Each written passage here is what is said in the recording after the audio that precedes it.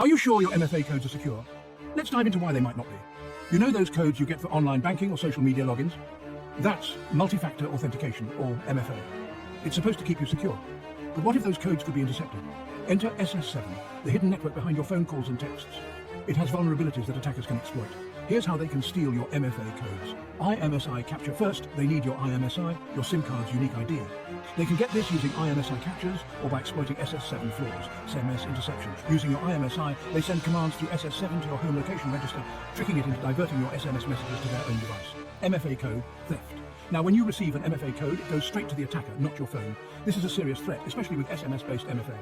But there are ways to mitigate the risk. App-based MFA use Authenticator apps instead of SMS. These generate codes offline, making them harder to intercept. SS7 firewalls, telecom operators need to implement these to block malicious SS7 traffic. Awareness. Be aware of the risks and choose stronger MFA methods whenever possible. Stay informed, stay secure, and choose your MFA wisely.